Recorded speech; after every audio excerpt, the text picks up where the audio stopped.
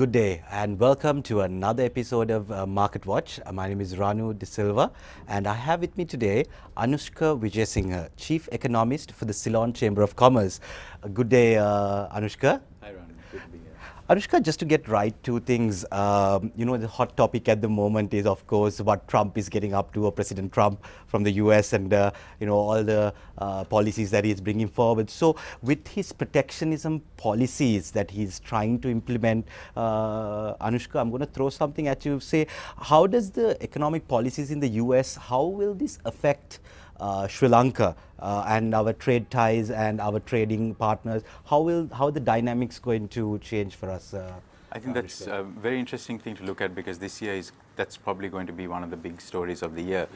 I think one aspect of Trump's policies, at least what we know so far, is, as you said, this protectionism, a greater look inward, America first, and slapping penalties and taxes on companies that ship jobs overseas, quote unquote. So I think that, for me, is going to have a knock-on impact on trade generally, and particularly trade with Asia, because he specifically talked about this imbalance with Asia. And I think some of that is, we as economists, we often see that the US has been able to consume the way it has consumed because of Asia, because they've imported low prices by way of imports from these countries. So it'll be very hard to see how the American consumer reacts to this. But overall, his protectionist policies, if he goes through with it in that same way, I think it's going to hurt international trade globally. And trade already, by the way, is at one of its slowest rates since the Great Recession. Global trade has slowed substantially. We've seen a slowdown in shipping as a result as well. So I think any protectionism is going to hurt global trade, and then Sri Lanka, as a small economy dependent on trade, will be naturally impacted. Now, specifically on Sri Lankan exports going into the US, it's too early to say whether there will be specific duties or countervailing measures on Sri Lankan exports. Some are trying to link this recent countervailing duty on Sri Lankan rubber tires as the first part of that, but we have to clarify that's an old story that has just actually come into being now. It's not linked to Trump, but it could be that in the future, if Sri Lankan exports are competing with some of these things produced in the US, we'll have some difficulty. So that's on the protectionism side. The other pillar of his economic policy is expansionary fiscal policy, because he said he plans to cut taxes. He wants to embark on a big infrastructure spending program. Now, these two things will have in some ways a stimulus impact on the US consumer, on US consumption, which helps Sri Lanka certainly, because with incomes picking up as a result, that helps our exports, especially on the kind of things we export there. It's discretionary products, right? So apparels, tableware, things like that. But of course, then we'll have to see how the US Fed responds, because the US Fed will keep a close watch on any expansionary fiscal policy and then have a tendency to tighten rates, which then in turn affects Sri Lanka's borrowing costs overseas. What will be interesting, and finally, is so Trump wants to have an expansionary fiscal policy, and the US Fed would then likely to react with tightening, which then hurts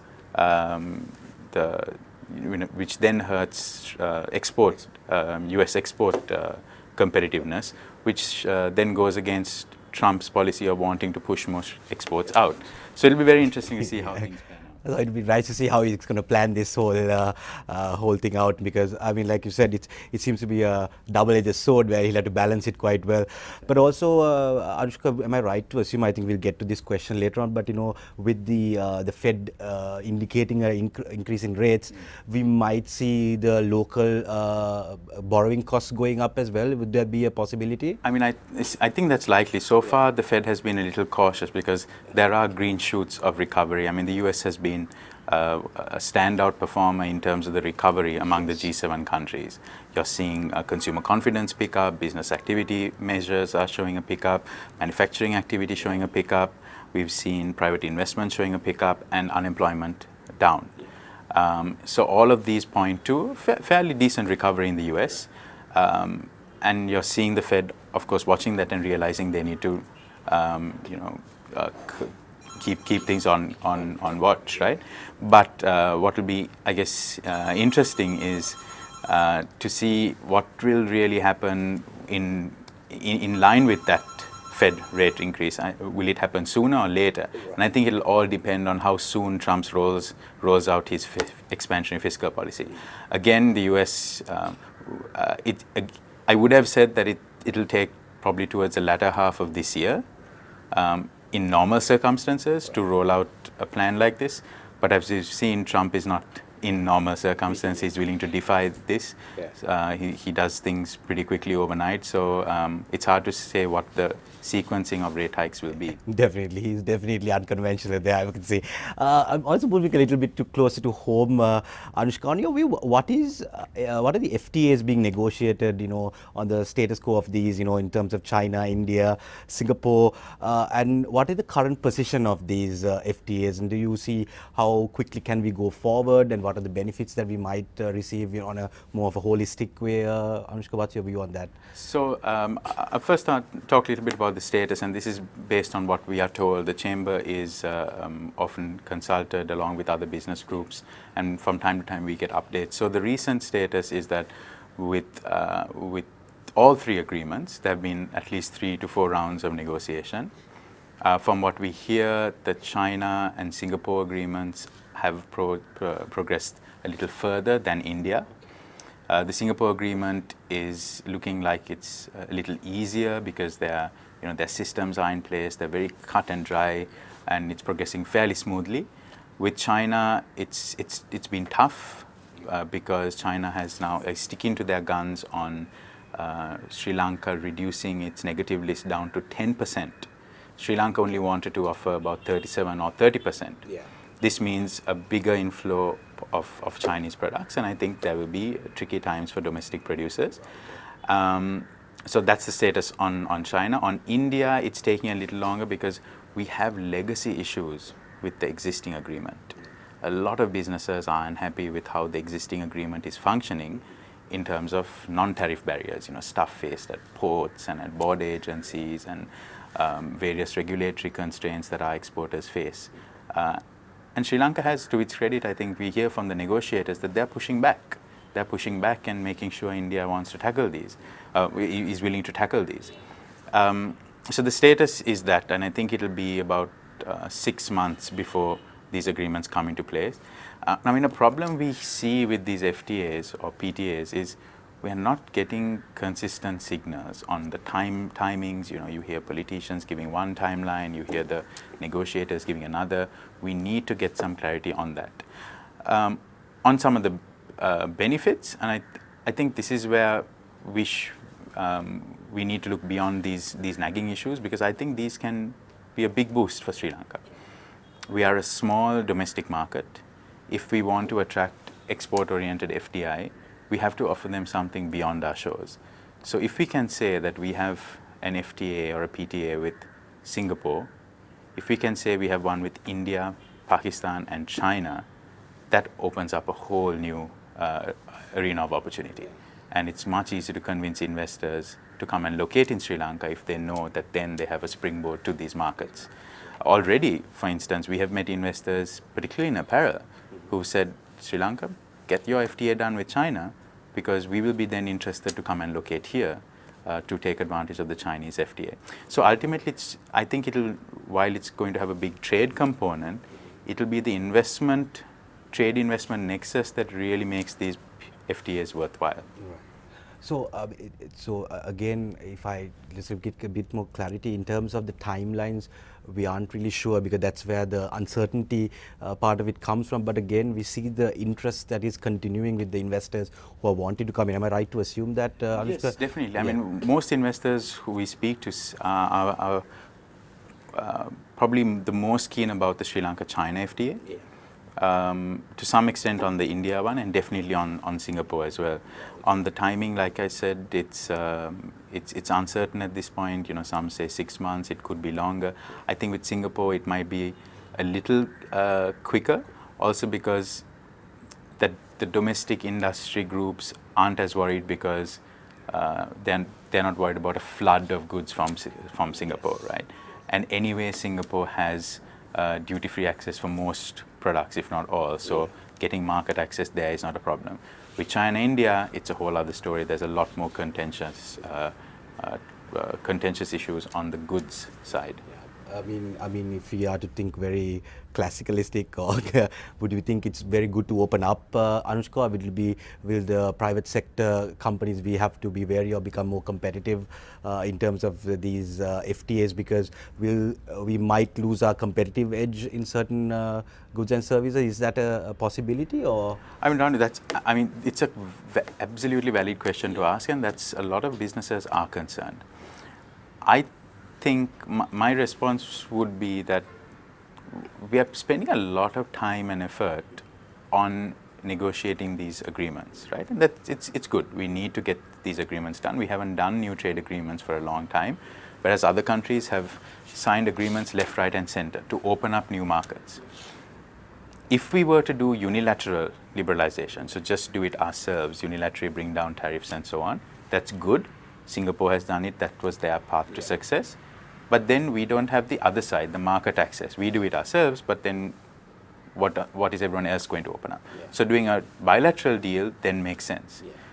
But we're spending so much attention on the FTAs that I think we're losing attention on some of the issues faced by businesses in Sri Lanka, whether it's domestic businesses, whether it's foreign investors who've located here, whether it's on exchange management issues, exchange control issues, whether it's on taxation issues, whether it's on land ownership issues, whether it's on border procedures, and particularly on border procedures, we see a lot of problems. And these are things that can be fixed fairly quickly. And I would argue that without fixing these nagging issues, we won't take full advantage of the trade agreements. And there could be industries that lose out because they won't be able to compete, as you said. But I think if we fix these things, we give them a better chance of competing, because they are almost having to compete with internally because of these bad procedures and regulatory issues. Right. Okay. Thanks, Anushka. Anushka, just moving on things in terms of what's your outlook in terms of the CBSL? What do you think the policy rates are going to be during the coming year, and how do you think they are going to manage this? Because I think the private sector credit growth has been growing, and I think also IMF has been wanting it below 20% growth. But I think, we are still, like you said, we are still prone to importations. People have got used to a certain spending pattern with previously the consumption patterns going up. How do you see this in your view in terms of the CBSL tackling the rate, Anushka? So I think a good indication is the rate decision a couple of days ago, which the Monetary Board took, and they've decided to hold rates. And if you look at some of the justification given for it, they say we are still concerned, the central bank is still concerned about private sector credit growth, but at the same time things look manageable, so we're going to hold and then see. We see this pattern in all the recent rate decisions as well, where the focus has been on what does private sector credit growth look like. The governor has said that he would like to see credit growth well below 20%, and he thinks we can get there. If you look at where credit is really being driven, it's going into construction sector hugely, and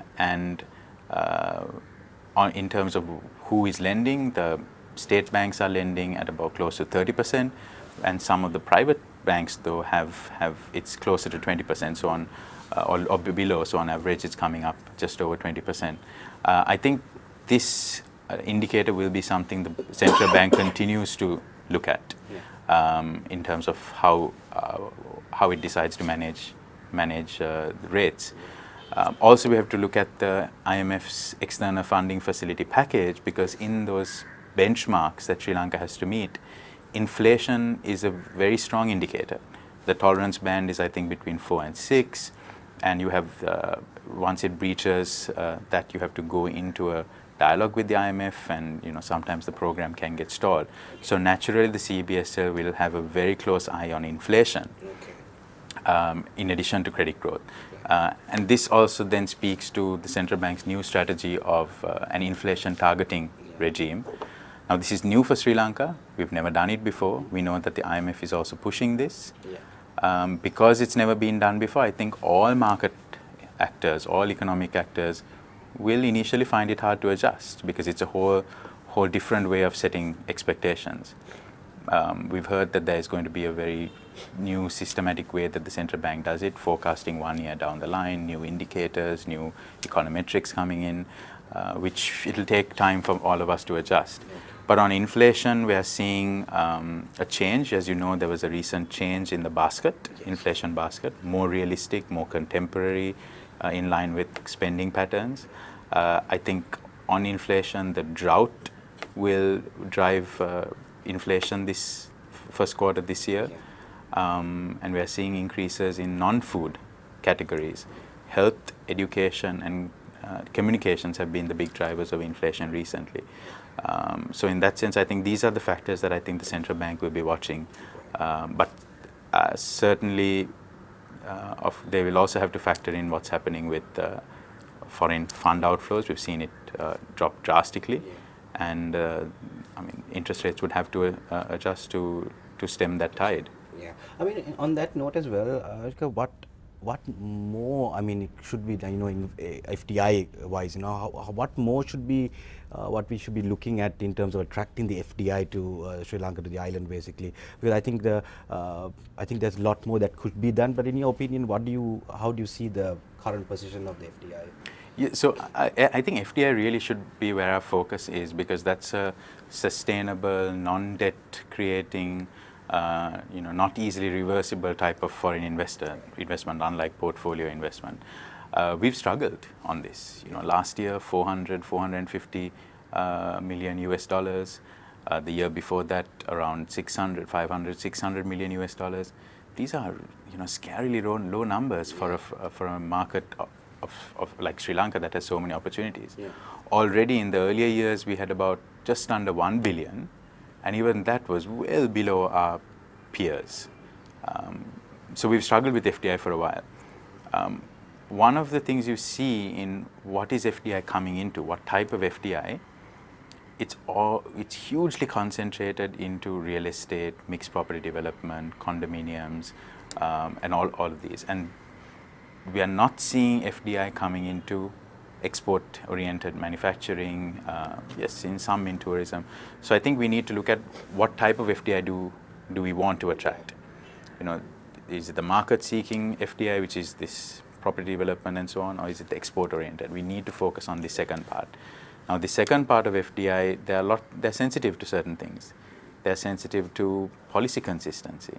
They're sensitive to tax policy, to foreign land ownership rules, or to exchange control issues.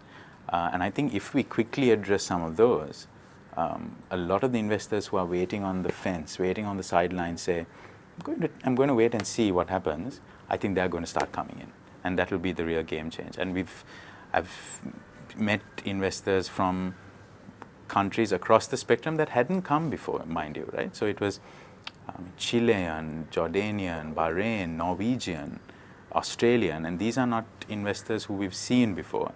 And that's exciting, very exciting, and into a lot of different sectors, but they are sensitive, and they want to see some consistent policies. So basically, if there's a little bit more clarity on that, then we would see a much better, in terms of the interest forming into a more realistic, in terms of projects coming forward, would it? Arjika, we are really running out of time, so I'm just going to put it to you. So in your opinion, off your head, what are the best sectors that you would be recommending maybe for this year? So I think tourism is still a clear opportunity, right? And particularly tourism that focuses on the new government strategy of this rooted tourism. And I think that's a big opportunity, not just in terms of build, but kind of operators that focus on rooted tourism. I think logistics services is going to be a big new area because of the FTAs, because of the new zones. You have the Colombo-Trinco economic corridor being planned. All of these mean, warehousing, technology for logistics service providers, whole range of opportunities there. I think some of the megapolis projects are going to come on stream. Not all, it's a long horizon project, but I think there will be opportunities across the board for whether it's real estate or whether it's even in manufacturing. I think there's still a lot of opportunities in niche manufacturing. Not 1,000 worker factories, but the niche manufacturing high end. And finally, in agribusiness. I know it's unusual, not a lot of agriculture isn't sexy anymore. Yes. But there are at least three things that make me optimistic about agribusiness. One is that both budget 2016 and 2017 gave a lot of prominence on modernizing agriculture, cold storage, cold chain. There's a World Bank project on agriculture. There's an ITC, International Trade Center, assistance for SMEs in agribusiness export. So I see a lot of opportunity in agribusiness, higher end, more technology, niche areas, for instance, going from tea to tea extracts, from going to seaweed, which we've never done before, all kinds of areas.